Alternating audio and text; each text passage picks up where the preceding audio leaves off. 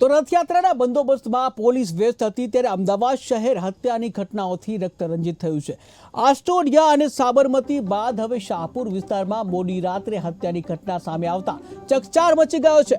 રથયાત્રા પૂર્વે વેજલપુર, ગોમતીપુર અને નિકોલમાં થયેલી હત્યાઓથી પોલીસની કામગીરી ઉપર પણ સવાલ ઊભા થઈ રહ્યા છે।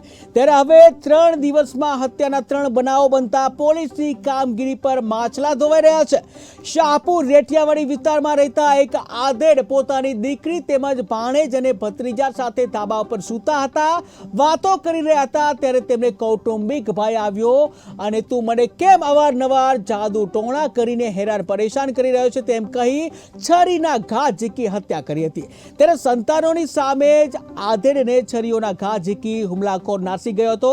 જ્યાં અન્ય બીજી બાજુ એસઆરપી કેમ્પમાં સંતાઈ ગયો હતો ત્યારે ત્યાં જવાનોને સ્થાનિક પોલીસની જાણ કરતા પોલીસ ઘટના સ્થળે પહોંચી હતી। ત્યારે પોલીસ સ્ટેશનમાં જે મોહમ્મદ સલીમ શેખ વિરુદ્ધ હત્યાની જે ફરિયાદ કરવામાં આવી।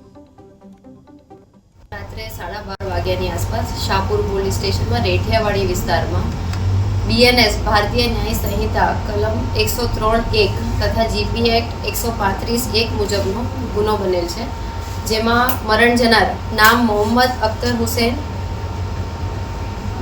જાહુર અહેમદ શેખ, ઉંમર વર્ષ 59, એમનું મર્ડર આરોપી નામ મોહમ્મદ સલીમ શેખ દ્વારા કરવામાં આવેલ છે। મોડી રાત્રે જ્યારે ભોગ બનનાર જે હતા એ રાત્રે એમના ઘરે ધાબા પર સૂતા હતા ત્યારે આરોપી દ્વારા પુરાની અદાવત અને કહીને કે મને હેરાન પરેશાન કરે છે એ રીઝનથી જે મરણ જનાર છે એમના પેટમાં મોટા છરાથી ઘાતક ઘા મારી તથા એમના જમણા હાથે ઈજા કરી અને મરણ જનારનું મોત નિપજાવેલ છે।